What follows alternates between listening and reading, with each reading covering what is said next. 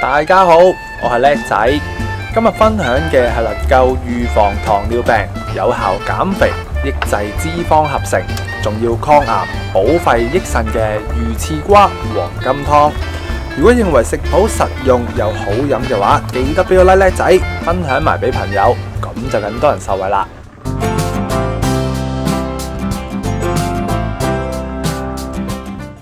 今次呢煲湯買到嘅呢，就係呢件非常之咁新鮮嘅豬大展肉啦，因為色澤亮麗，不肥不瘦，有筋亦都有骨，煲啲湯出嚟呢，都會零舍係香濃同埋甜㗎。咁煲完湯食埋佢就梗係最好不過啦。所以呢，今次呢就會切得比較係細件，有啲乜嘢好處啊？就梗係醃製佢嘅時候呢，就會比較容易啲入味啦。同埋咧，煲起上嚟咧都會容易啲出味，咁時間咧又係縮短啲啊嘛。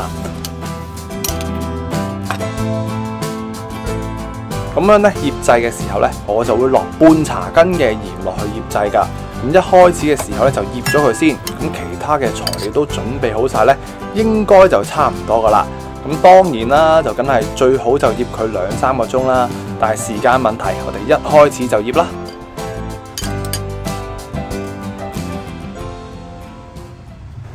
之後呢，我哋就準備一條紅蘿蔔同埋粟米鬚呢，記得就留翻起晒佢，因為呢啲都係好有益嘅地方，有助利尿消腫、清肝利膽㗎。咁同埋今次用嘅呢，就係普通嘅紅蘿蔔，因為如果用泥蘿蔔嚟煲呢，雖然呢就會腍甜啲啊，但係蘿蔔味呢就會比較濃啊。我想突出其他嘅食材味道多啲，所以今次呢就用普通嘅紅蘿蔔就得啦。咁順便啦，講多少少題外話，咁就之前有網友啦，就話煲最近期嘅老黃瓜湯，就話菜檔咧就話加多條蘿蔔會更加好喎。咁其實咧都冇一定嘅指定答案㗎，最緊要你覺得啱你口味咪 OK 咯。不過叻仔嘅食譜配搭咧，其實就着重於比例㗎，因為有啲嘢多咗少咗咧，味道都會差好遠，所以建議大家咧最好就跟足7-8成食譜，咁冇10成咧都有7-8成相似㗎啦。想加強強身嘅功效，我就加多10克嘅蟲草花。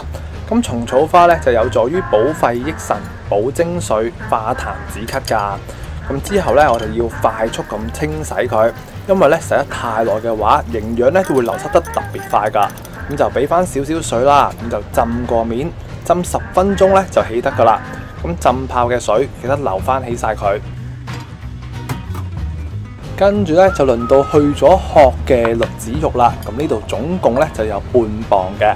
咁一落咗栗子肉咧，呢煲湯你就唔使擔心啦，係會特別甜嘅。咁所以我經常咧都會用佢嚟煲湯㗎。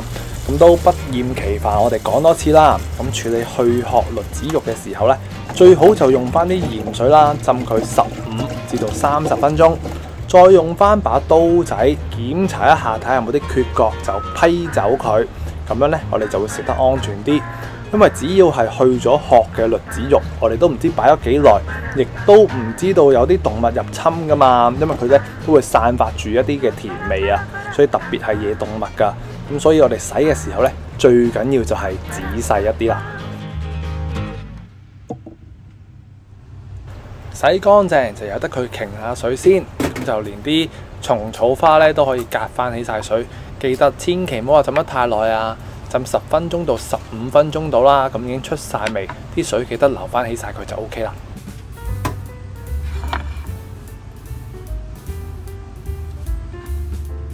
最後呢，就輪到今集嘅主角魚翅瓜出場啦。咁買嘅時候呢，建議大家呢就買一啲大個啲、重手啲嘅。因為咁樣呢，先至會夠多魚翅啊！佢如果細個未成熟嘅話呢，隨時係得好少魚翅嘅啫，同埋呢聚手啲就會多水多汁啊嘛。咁魚翅瓜呢，又會叫做黑紫南瓜，不過如果你係未夠成熟，瓜子呢就唔會係黑色噶啦。咁買大個啲呢，就真係會穩陣啲嘅。咁切嘅時候呢，真係要非常之咁小心啦。咁我建議大家呢，就慢慢去戒一刀落去先，咁就叫做入咗刀先啦。咁成個過程呢，都係要上下咁慢慢落去，等到個瓜呢入咗刀先，之後先至慢慢去處置佢。咁啊，千祈唔好用死力啊，大力一個唔覺意呢，把刀一飆出去呢，咁就好危險噶啦。所以建議大家咧就上下噏下咁入咗刀先，之後啦我哋先慢慢去處置佢。咁其實咧，你見我將個瓜咧咁樣去打橫咁攤喺度咧，其實會難度性係會高啲㗎。因為咧，如果你切頭切尾咧，將個瓜動直咗佢先至再入刀咧，係會係爽啲嘅。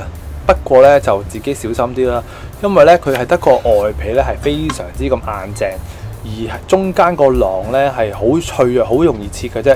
所以你一個唔覺意咧用咗個力大力嘅話咧，好容易一飆咁就飛咗把刀出嚟，會好順嘅，所以就小心啲啦。咁開得靚唔靚，淨係睇下佢夠唔夠對稱啦，切口夠唔夠齊啦，咁就 OK 噶啦。又齊口又拼得埋，好完整嘅，咁就叫做開得靚噶啦。咁今次呢，我哋用半個瓜就夠噶啦。之後呢，就再將佢開成6大件。咁開得大件呢，就一定好過開細件噶，因為大件會襟煲啲啊嘛。咁大家都可以放心噶，因為魚翅瓜嘅水分咧好多，一煲出嚟咧就唔見晒噶啦，所以開大件啲一定係着數啲。咁魚翅瓜又有啲乜嘢功效同埋益處呢？由於魚翅瓜啦，富含能夠抑制脂肪合成嘅丙醇二酸，所以對減肥咧就有住良好嘅效果，更加係能夠控制糖尿病，保健效果咧廣為人知。加上有普通瓜類冇嘅葫蘆巴酸，能夠增加新陳代謝，有住明顯嘅抗癌防癌功效㗎。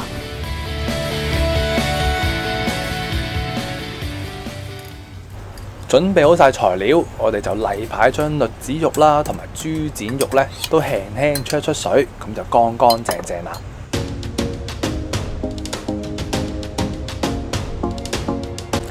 咁今次嘅湯料咧都比較多，比較牙炸，所以建議大家咧都用翻一個大個些少嘅煲，就唔好似我咁，因為我都係貪方便，用個細煲就算啦。咁我咧就會加晒啲材料落去，之後咧先至再睇環境啦，先至再加水。咁到最後咧，我就加咗2000毫升水落去，就已經近乎滿㗎啦。所以有啲時候咧就睇環境啦，之後先加翻個水分。不過咧都唔怕㗎，因為呢一個魚翅瓜嘅水分咧都好多㗎，所以我加咗2000毫升水，咁就水滾起，較翻個中細火煲90分鐘啦。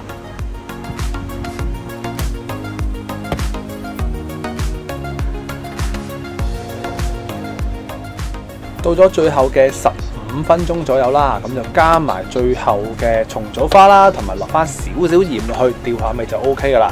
因為蟲草花咧就唔使話煲得太耐㗎。最多都係煲半個鐘頭就好啦，因為蟲草花咧煲得太耐就好腍唔好食噶啦。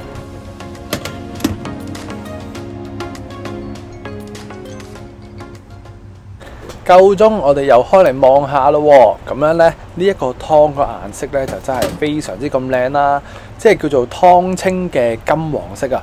比起之前煲多個南瓜湯咧就淺色啲，但係都係一啲黃金嘅顏色，係咪好靚啊？咁就再滗翻件魚翅瓜俾大家睇下先。嗱，頭先啱切得好大件嘅魚翅瓜就變咗咁樣啦，因為個瓜囊咧已經煲到變咗水噶啦，咁都會望到啲魚翅喺度。咁只要咧你有心機啲咧，有你譯文去揾隻叉仔咧去刮啲絲出嚟咧，就會變到好似魚翅咁嘅樣噶啦。口感咧就好似粉絲咁滑嫩噶，咁味道就係相當之咁清甜啦。咁今集咧就講到嚟呢度啦。如果你都中意今集嘅魚翅瓜黃金湯嘅話咧，就記得俾個 like， 有你支持就係我嘅拍片動力啦。我哋下集再見，拜拜。